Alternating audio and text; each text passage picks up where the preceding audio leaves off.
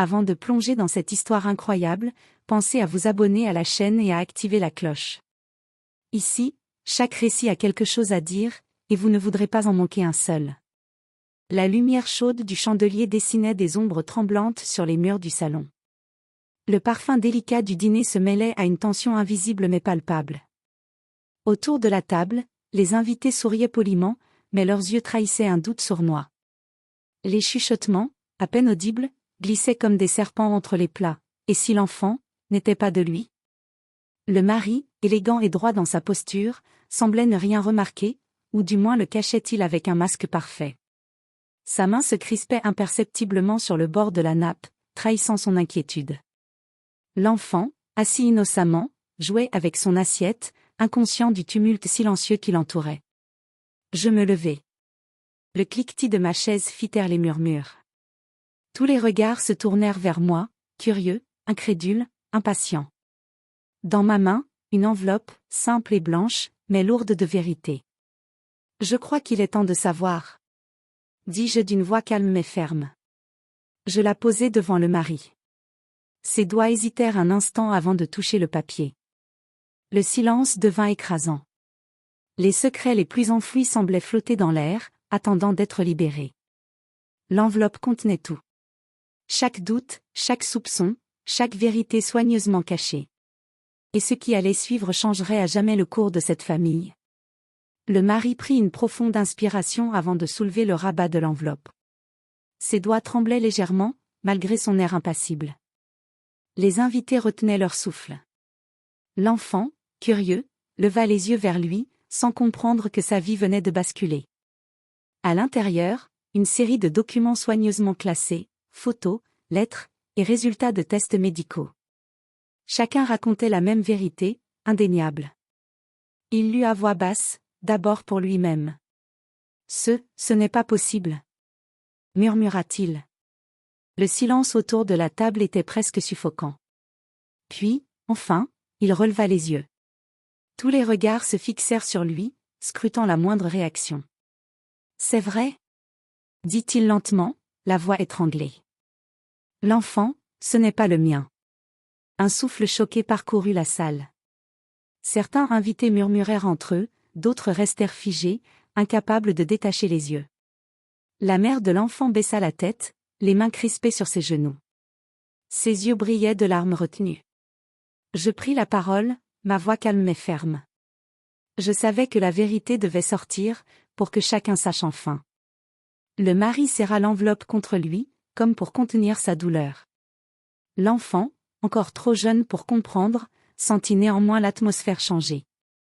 Il se leva et s'approcha timidement. « Papa ?» Mais ce n'était plus le bon mot à prononcer. Le mari secoua la tête, incapable de formuler une réponse.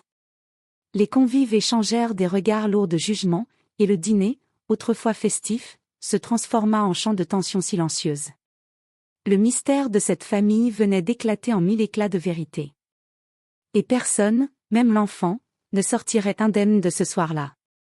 Le silence pesait encore sur la table lorsque le mari se leva brusquement, renversant presque sa chaise. Son regard balayait la pièce, chargé de colère, de trahison et d'incompréhension.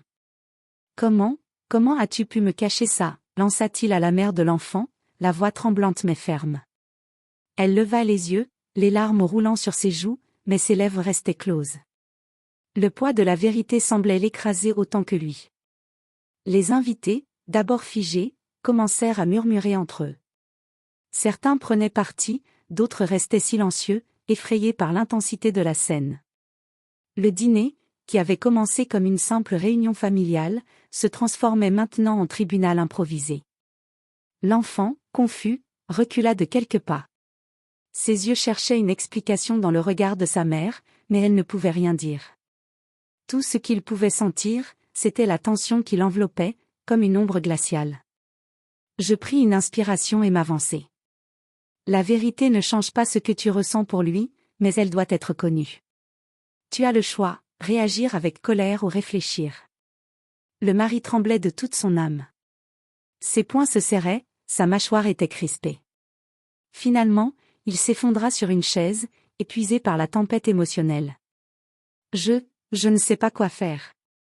Murmura-t-il, presque à lui-même. La mère de l'enfant, enfin, trouva sa voix, faible mais déterminée. Je n'ai jamais voulu te mentir, je voulais juste te protéger. Mais ces mots furent interrompus par le bruit d'une porte qui claque.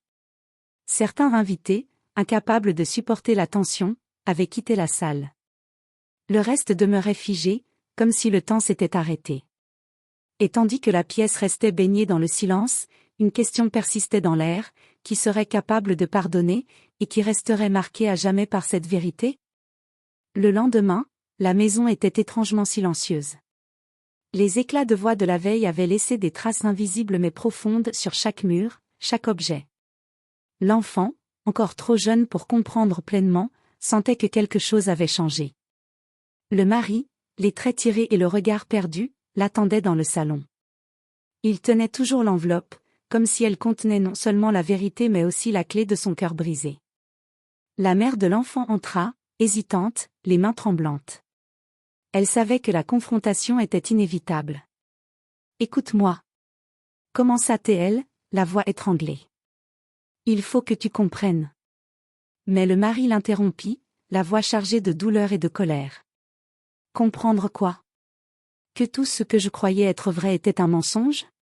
Que cet enfant... » Il s'interrompit, incapable de prononcer le mot. « N'est pas mien? » Elle hocha la tête, les larmes roulant librement.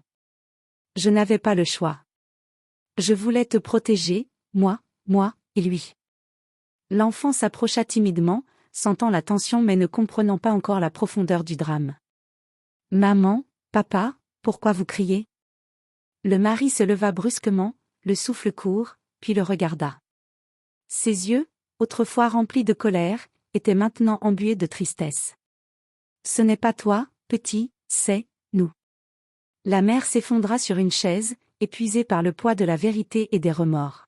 « Je t'ai aimé, et je voulais juste qu'il soit en sécurité. » Un silence lourd s'installa, seulement brisé par les sanglots de la mère.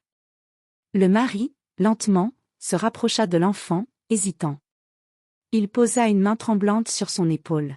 « Tu es précieux pour moi, même si les choses sont compliquées. » L'enfant leva les yeux, sentant l'amour malgré le chaos. Et, pour la première fois depuis la révélation, un fragile espoir commença à poindre. La vérité pouvait être douloureuse, mais elle pouvait aussi ouvrir la voie à un nouveau départ. Les jours qui suivirent furent silencieux mais remplis de tension. La maison semblait respirer au rythme des émotions refoulées, chaque pièce rappelant la tempête du dîner. L'enfant, innocent et curieux, continuait à poser des questions simples, mais profondes. Pourquoi papa est triste? Pourquoi maman pleure? Le mari, encore blessé, commença à comprendre que la colère seule ne suffirait pas. Un matin, il s'approcha de la mère et dit, d'une voix douce mais ferme. « Écoute, je ne peux pas oublier ce qui s'est passé, mais je veux essayer. Pour lui, pour nous. » Elle leva les yeux, surprise par la sincérité dans son regard. « Tu veux vraiment essayer ?» murmura-t-elle. Il hocha lentement la tête. « Oui. Parce que cet enfant, peu importe les circonstances, il mérite l'amour et la vérité. » Ce fut le premier geste de réconciliation. Ensemble, ils décidèrent de parler à l'enfant, avec des mots simples, honnêtes et protecteurs. L'enfant, bien que jeune, sentit la sincérité dans leur voix. Il serra les mains de ses deux parents, comme pour sceller un pacte silencieux. Malgré les secrets et les erreurs, l'amour pouvait exister. Les repas redevinrent progressivement plus calmes, ponctués de sourires timides et de regards échangés. Les souvenirs douloureux restaient là, mais la maison retrouvait peu à peu sa chaleur. Un soir, le mari s'adressa à la mère, avec un léger sourire. « Je ne sais pas ce que l'avenir nous réserve, mais je sais une chose, nous allons traverser ça ensemble. » Elle hocha la tête, des larmes de soulagement roulant sur ses joues. « Oui, ensemble. » Et tandis que la nuit tombait sur la maison, une fragile lumière d'espoir éclairait leur chemin. La vérité avait provoqué la tempête, mais elle devenait maintenant le fondement d'un nouveau départ. Quelques semaines plus tard, la maison n'était plus la même. Les éclats de colère et de tristesse avaient laissé place à un calme fragile mais sincère.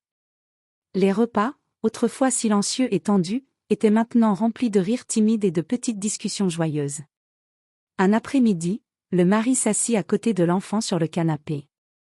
Il prit ses mains dans les siennes et dit doucement. « Tu sais, je ne suis pas ton père biologique, mais je t'aime. Et je veux que tu saches que rien ne changera ça. » L'enfant leva les yeux, un sourire hésitant illuminant son visage. « Moi aussi je t'aime, papa. » La mère, les observant, sentit son cœur se délier. Les larmes qu'elle retenait depuis le dîner initial coulaient maintenant librement, mais cette fois, elles étaient remplies de soulagement et d'espoir. Elle s'approcha et posa sa main sur celle du mari. « Nous avons traversé la tempête, et nous allons construire quelque chose de vrai, ensemble. » Ce soir-là, le dîner fut différent. Les invités présents cette fois étaient choisis avec soin, des proches qui savaient que les secrets n'étaient plus une arme mais un souvenir du passé. Les conversations étaient légères, ponctuées de rire et de complicité. L'enfant jouait au milieu de la table, confiant et heureux, symbole vivant que l'amour pouvait renaître même après la trahison et le doute. Le mari leva son verre, d'une voix calme mais pleine de gratitude, dit « À la vérité, qui nous a fait mal, mais qui nous a aussi permis de nous rapprocher. » La mère sourit, serrant son enfant contre elle, tandis que la lumière douce du chandelier baignait la pièce. Le passé avait été douloureux, mais un nouveau chapitre venait de commencer, un chapitre de pardon, d'amour et d'espoir.